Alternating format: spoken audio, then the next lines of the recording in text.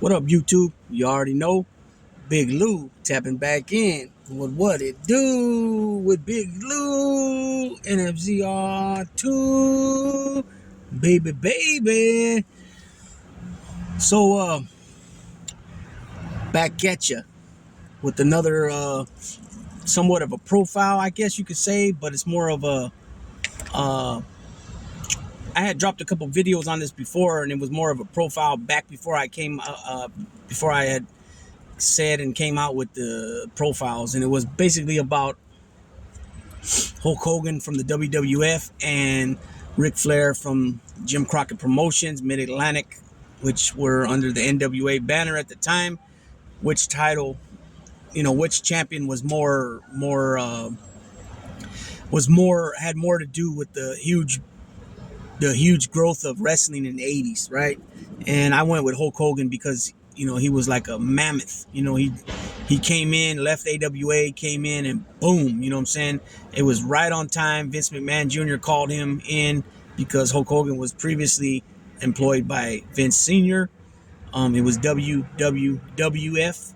And then he did the Rocky movie, and then he was fired by Vince Sr., and then he went to AWA and wrestled for Vern Gagne and wasn't able to actually grab the AWA title. It was always some type of controversial ending to a match with Nick Bockwinkel, and a few times Hulk Hogan thought he won the match, and then the commissioner or whoever it was that made the decision to overturn it, and Nick Bockwinkel was given back the title, and then eventually Hulk Hogan comes over to WWF, defeats Iron Sheik, and the rest is history, right? But these two guys were Ric Flair made his debut in '72, and Hulk Hogan came out more in, I think, in '77, maybe '78. I think he made his debut with Eddie Graham. I think it was Eddie Graham in Florida, Tampa, where he was from, or it was with CWA or CWF. Might have been Jeff Jarrett. Hulk Hogan made his debut with. Anyways, he wasn't the name Hulk Hogan back there. He went by different names. Sterling Gold. He went by a few different names. But at the time, Hulk Hogan was a big, huge, menacing figure, right? He was like 6'7", 6'8", 6'7", 300 plus pounds, like 320, 330. And, it's not the Hulk Hogan of today. Hulk Hogan of today is like 6'3", 6'2", 6'3". He lost a lot of height. A lot of surgeries he's had. He's had a lot of knee problems and back problems, and from that leg drop and taking all those slams and all those bumps. Ric Flair, on the other hand, he looks more, other than his hair not being so thick, it's more thinner now. He's an old man, obviously, 73 years old. Hulk Hogan, I think, is 69. But these guys, if you go back in the history of their careers, I mean, especially Hulk Hogan, for him being the big guy that he was, this guy's had some like huge heat with huge figures in wrestling. You know what I mean? Vince McMahon. It's said that Vince McMahon was plucking all the talent from the AWA, and if you look back on things, he was. You know what I mean? And then you had, they say Jim Crockett Promotions was plucking talent from AWA when they would do the Clash of the Champions. And a lot of guys have been pretty much at all the main wrestling promotions, or territories. You know what I mean? So the major ones were WWF, which is now WWE, Jim Crockett Promotions, which was Mid Atlantic at one time, and then you had AWA, which was Minnesota area, right? Vern Gagne. You had Mid South, and then that turned into UWF, which was Bill Watts, and Junkyard Dog was a huge star there, especially when they were in the Louisiana area. You had Coco Beware down there. You had Magnum TA was down there. You had Hacksaw Jim Duggan and Hacksaw Butch Reed down there. You know what I mean? Andre the Giant used to circle all the territories. Stampede Wrestling was Stu Hart in Canada, right? You had Dino Bravo had a I think that one was called, I'm not sure what that was. That Calgary? Anyways, he had one. Gino Brito and Dino Bravo. They were doing their thing in Canada as well, right? You had Jeff Jarrett's dad. Um, he was, I believe it was CWF. That was uh, Jerry Lawler was the main guy there. Um, then you had, the Southern. You just had a lot. You had Georgia Championship Wrestling. You had World Class in Texas with the Von Erichs. You know what I mean? I forgot Angelo Poffo, which is Randy Savage's dad. I think it was called ICW or ICF. I forgot. Anyways, there was a lot of promotions, a lot of territories, and eventually they were all pretty much bought out by each other. And then ultimately at the end, it was Vince McMahon buying out what was left. Um, but all during that time, you had a lot of these different wrestlers that would come from a promotion into the WWF because the WWF was considered big time, right? That was New York, they would call it, even though WWF office is in Connecticut, but that was all considered, Connecticut, Baltimore, Washington, D.C., New York, Boston area, Massachusetts, New Jersey, Pennsylvania. That was all considered New York, right? Which was WWF, right? And so, Hulk Hogan, came in with music, entrance music. He came in with he was, I believe, one of the first wrestlers that was huge on the merchandise, especially the T-shirts. Headbands, T-shirts, wristbands. Hulkamania. He was huge on all that, and that's why I considered him bigger than Ric Flair because at that time he had merchandise. It was the red and yellow. Everybody knew that meant Hulkamania, right? But let's get down. So that was the first two videos I did with these two guys. But let's get down to the battles they actually had. So we're gonna start with Hulk Hogan since I was just talking about Hulkamania. So when it comes to Hulk Hogan, man, he had the run with the Iron Sheik, right? He had runs with let's go back. Let's go back more back towards the 80s after he won the title. You had Roddy Piper, right? You had Macho Man. You had Ultimate Warrior. You had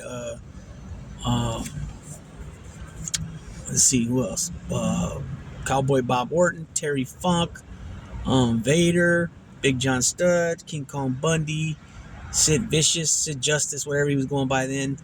You had Paul Orndorff, Mr. Wonderful. They were tag team partners at one time, and then he turned heel on him. And Mr. Wonderful, it was an ex-pro football player, and then he had a good physique on him too. He wasn't as tall as Hulk Hogan, he wasn't as massive as Hulk Hogan, but he was in great shape, and he had a good body, and he was kissing himself and all that. So that's 11 guys right there of top-notch wrestlers. Then he got into a Yokozuna. He had a thing going with Undertaker. He had his little thing with The Rock, which I think that was just a match, pretty much. So that's 14 guys there. Ric Flair, we'll go ahead and throw him in there. That's 15. Andre the Giant, how can I forget that? That's 16 guys right there. I'm trying to think of some of the other guys that might have been around during that time that he might have had some funk with. Nikolai Volkov, I don't really remember that too much. I don't remember Adrian Adonis or Dick Murdoch, which they could have been, here and there a little bit. Heart Foundation. But that's about 20 guys right there. That's almost 20 guys that Hulk Hogan that he did have beef with, right? Let me see. So we got, like I named some of them already, right? Vader, Andre the Giant, Orndorff, Big John Studd, Yokozuna, I named King Kong Bundy, Ric Flair. I know there's a few more. I know there's one or two more that I might have missed. Oh, Rick Rude, he had a little thing going. Rick Rude for a little bit there. But when I was a kid, it was Roddy Piper. When they had that cartoon, Hulk Hogan was like the leader of the baby faces, and Piper was like the leader of the heels. You know what I mean? But yeah, that covered pretty much all the guys that stick out to me that Hulk Hogan had beef. But imagine the massive size of some of these dudes, right? King Kong Bundy, 400-pound guy. Big John Studd, 6'10", 300 probably pounds easy too, I would imagine, because Hulk Hogan was 320, 330. You know, well, muscle weighs more than fat. So obviously Hulk Hogan had more muscle than Big John Studd. So we'll say 300 pounds for John Studd. Andre the Giant varied uh, from from 400 pounds to 500 pounds because when he got a little older, maybe in the last 4 or 5 years of his life, he started, you know, his head continued to grow, his hands and feet, and, you know, his organs couldn't withstand the growth. And so he ended up, because I remember they used to say he was like 400 and they used to say like 450 pounds. I've heard 474, 484, and then on up to 500 towards the end, towards the end of his career. It was like 500. Big Van Vader was like a 400-pound dude.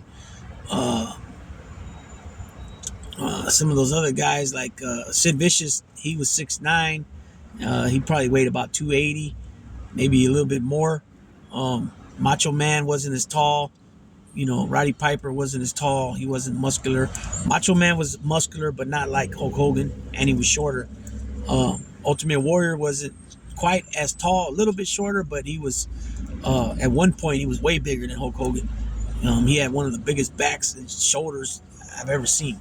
But when he became the Ultimate Warrior, he didn't, he cut, I want to say he probably, the use of the juice probably was not as much, and he wasn't going as hard, you know, probably heavyweight. He was going more lightweight because he still was yoked and cut up, but he wasn't like he was when he was the Blade Runners or Justice Jim or whatever his name was, and that other tag team names that him and Sting had back then. And you know, Ondorf was like 6'2", you know what I mean? Ric Flair's like 6'2", 6'1". I think Ric Flair's about 6 foot, to be honest with you, with y'all. Terry Funk wasn't that big of a dude, but he was a tough motherfucker, right? Cowboy Bob Orton Jr. was a tough motherfucker too. Orndorff was a tough motherfucker, legit tough guy.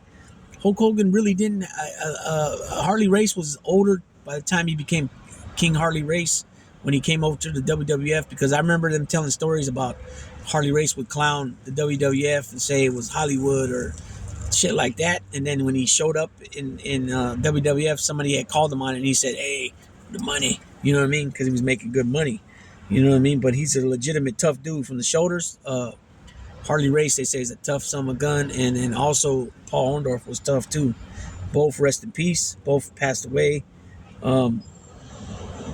So these dudes, but Big Van Vader, like King Kong Bundy, was pretty agile too for his size. But Vader was very agile. I mean, Vader would go to the middle rope, top rope. He would jump off it. You know what I mean? He was quick on his feet. Unlike anybody else they had seen at that weight. You know what I mean? But like I said, King Kong Bundy was also pretty, pretty agile, but not like Van Vader, Leon. He also had beef with One Man Gang, Hulk Hogan.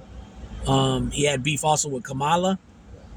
Different times. Kamala had been in and out of WWF many times. I don't think Hulk Hogan had beef with Mick Foley ever, if I can remember correctly.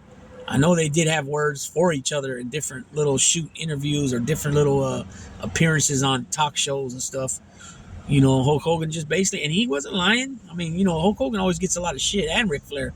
But Hulk Hogan was in the gym. He was hitting the iron. You know what I'm saying? He had the look.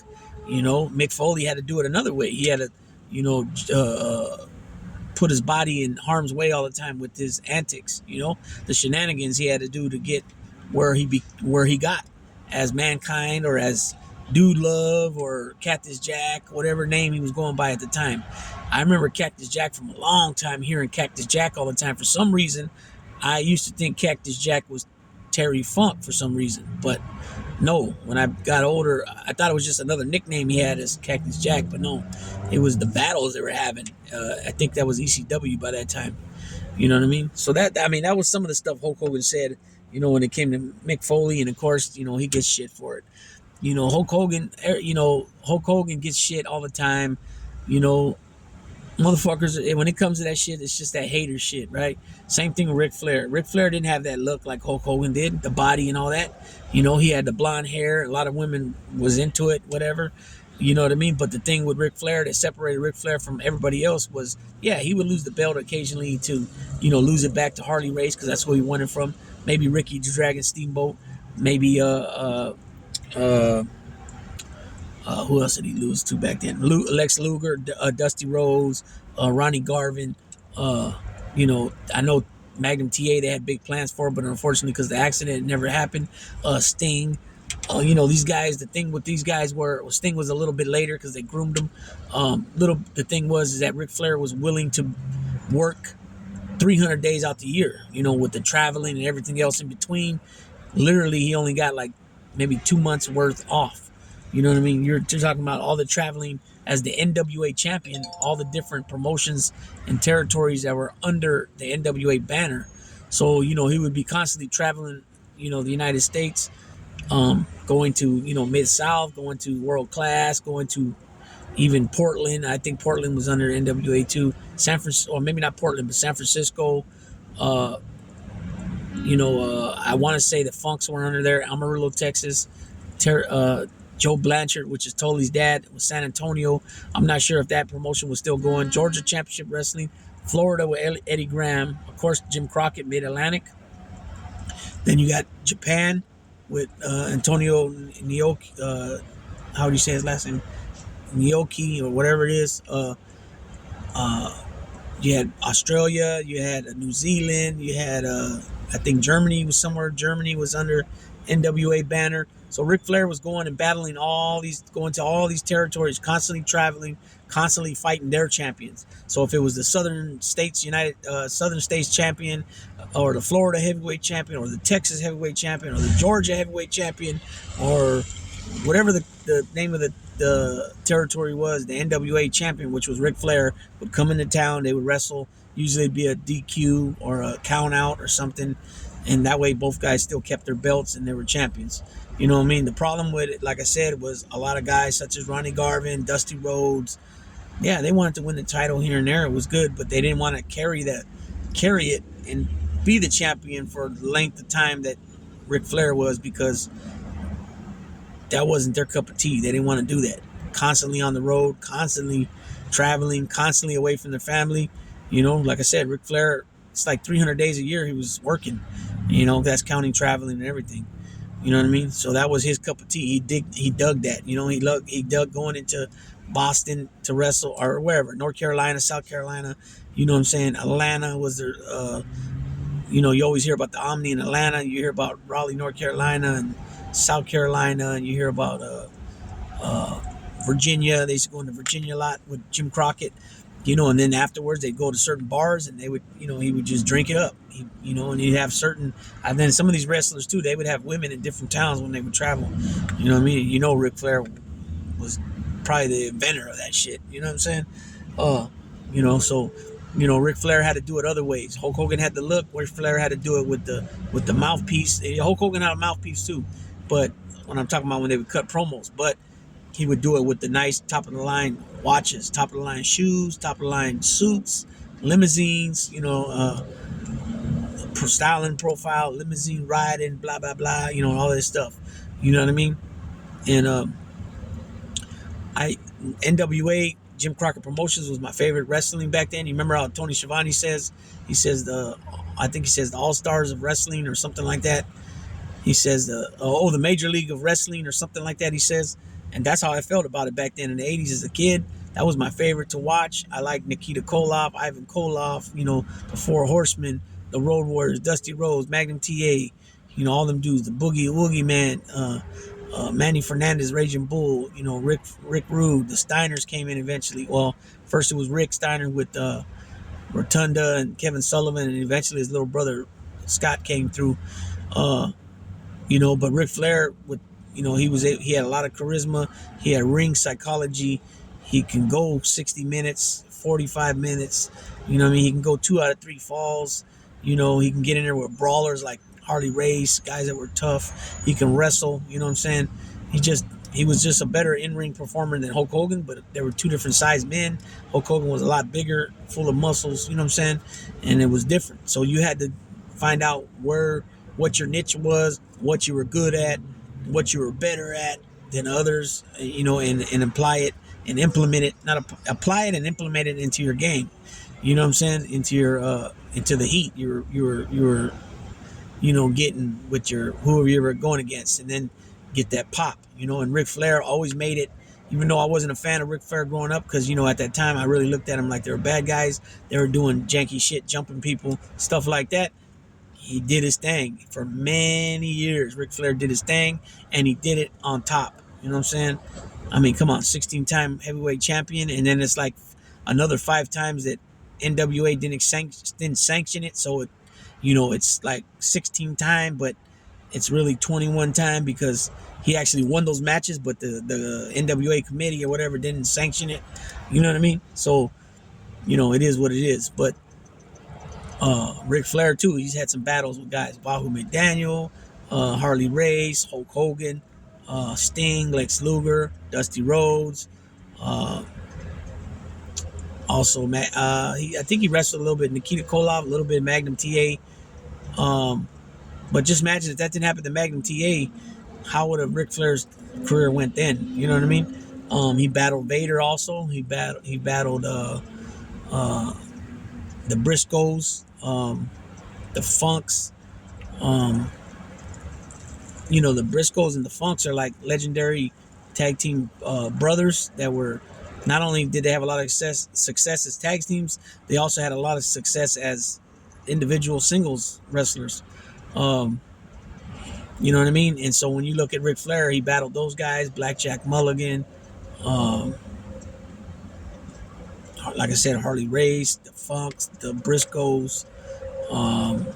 He came in, and Ric Flair broke in by being trained by Bill Robinson and Vern Gagne. And if I remember correctly, there was like 110 guys that started out with that class under Vern Gagne in like a barn. And this is Minnesota. They're from. It's very cold, right? And the next morning, I think Ric Flair, it was the next morning or maybe the second or third morning, Ric Flair wasn't there. Vern Gagne is asking Greg, his son, where's he at? He didn't come in. Vern went straight to his house, grabbed him, said, come on, kid, you can't quit. And out of that 110 that they started with, only 6 end up finishing and becoming professional wrestlers. And out of those 6, 5 of them became well-known and well-accomplished wrestlers. Those 5 being Ric Flair, Kaz, who is Iron Sheik, Ken Patera, the Olympian, Greg Gagne, who was Vern's son, and Jim Brunzell, who they were the tag teams, the High Flyers, AWA tag teams. Jim Brunzell ends up going to WWF, tagging up with Brian Blair, and they become the Killer Bees. Ken Patera, like I said, was an Olympian in the 70 Olympics, gold medalist. Actually, I don't know if he was a gold medalist, but he medaled. So he either won a gold, silver, or bronze. A world's strongest man. He was what do you call that? Deadlift. And then he slimmed down some, and he became a wrestler. And then a little bit later, he bleached his hair blonde, and then he had some success in the WWF as well. And then the Iron Sheik was in AWA, and then he ended up going to WWF, becoming heavyweight champion, who Hulk Hogan beat to become the champion, and that's when the run started. I think Iron Sheik also was tag team champions with Nikolai Volkov. And then, like I said, Greg Gagne, who is Vern's son, and Jim Brunzell, Jumping Jim, were the High Flyers. They became AWA tag team champions. I want to say they defeated, I think, Pat Patterson and not Pat Patterson, but Ray Stevens and Von Raschke, I think it was. They beat them for the AWA titles, tag team titles. And then, so those 5 out of 6, like I said, a lot of accomplishments, awards, titles. And I don't remember that 6th guy's name. I don't think he became too big of a name. But imagine if Ric Flair ended up quitting that day for good and not coming back. What would have happened? You know what I'm saying? How would his life turned out? We know Hulk Hogan was making big money for WWF, but Ric Flair was making at that time when he became, when he got to the peak of his career, say by 1982, say 10 years into his career, 83, I think he won the title from Harley Race. Maybe sooner. Might have been sooner than that, but he was making like 700 grand, even $500,000 as a pro wrestler was a lot of money. You know what I'm saying? I know at some points he got up to $750,000, $800,000 a year. I'm not sure what year did he finally, get to a million, but I know when he went over to WWF in '91, that's when he took the NWA belt with him, and then eventually he returned it and got his, because at that time, NWA guys had to put money down payment on belts when they won them for like a security deposit type deal, and he wasn't giving back his 20 grand or 40 grand, whatever it was, and so he took the belt with him, and then eventually they paid him the money. He shot the belt back. And he said that Vince McMahon asked him how much he made. He told him what he made. He said, well, I'll guarantee that you'll make more than that. You know what I'm saying? He goes, I'm not sure if they worked on contracts then, but Vince McMahon gave him his word and guaranteed him that he would make more money than he did the previous year for WCW, which was by that time Ted Turner owned them, right? I believe. I don't think Jim Crockett was gone by then. He sold out his business. And so if he was making, 750 grand, then that means, he made with WWF 800,000, or, I'm thinking it was a little more than that. You know what I'm saying? And Hulk Hogan made millions of dollars. You know what I'm saying? So it was a different, when it came to the pay grade, WWF. That's why I said when you get signed to WWF, that's when they say you made it. New York. You know what I'm saying? That's what they call it, New York. You know what I mean? So it's just a little spill on Hulk Hogan and Ric Flair, a little bit about who they were, the heat they had with who, and who they wrestled with. You know what I mean? Some of the rivals over the years, the many years. You know what I'm saying? And a little bit about the business and what they meant to the business. But like I said, they always got hated on. Everybody's always bitching about Hulk Hogan this, Hulk Hogan that. He had his own dressing room. He sabotaged this, he sabotaged that. Ric Flair was on the booking committee and he didn't allow me to win the title. He wouldn't drop it to me. Come on, you think Ric Flair, all those other guys were on the booking committee with Ric Flair. Bill Watts, superstar Bill Dundee. I think there was another guy. Oh, Greg Gagne was on it. A couple of insiders, guys that weren't actually wrestling at the time or never were wrestlers, they were sitting on the committee as well. Ric Flair just made it all by himself, saying, no, we're not going to do that, and that was it. I don't think that's how it worked. You know what I mean? And it's the type of business, too, though. Let's keep it real.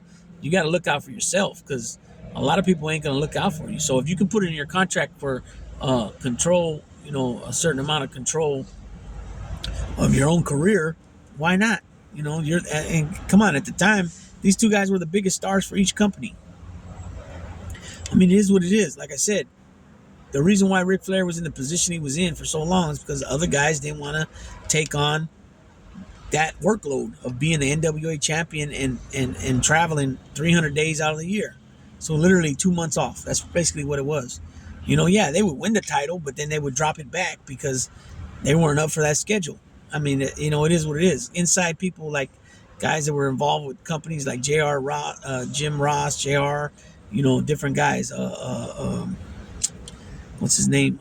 Brotherly Love. What's his name? Pritchard.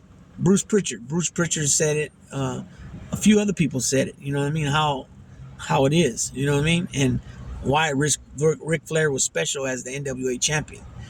And exactly what I'm saying. And there's more to it, but that's pretty much what it was, is that the fact that he was willing to take on that workload. Dusty Rhodes wasn't. Ronnie Garvin wasn't. Yeah, they'd win the title shortly here and there, but they weren't willing to take it on for a long period of time. Hulk Hogan was, for the most part, they were different. Yeah, they would go, they'd have shows in Oakland and different places, Texas, but for the most part, that was a Northeast territory, all the New, like I said, New York, state of New York, state of New Jersey, state of Pennsylvania, state Washington D.C., Maryland, you know what I mean, Connecticut, Vermont, Rhode Island, all that, you know what I mean, and they were huge. So, and again, the people would say, "Oh, we made it to New York." That meant WWF or WWF, now WWE, which that's all there is basically, except for now you got AEW. All Elite Wrestling, and you had Ring of Honor, and you had TNT, I think it was called. I'm not sure what the TNT turned into AEW, or the TNT turned into Ring of Honor. I'm not sure, but that's basically all you got. Then you got Next, uh, where they do their thing too. It's like a minor league kind of like or something. But anyways, peoples, that's just a little spiel on the Nature Boy, Ric Flair, the Man, and the immortal Hulk Hogan, Hulkamaniac, the Hulkster, uh, and what they meant, like I said, to the business. Some of the rivalries they had back in the '80s, and and just basically, what they were about. You know what I mean? That being said, Big Lou tapping on out.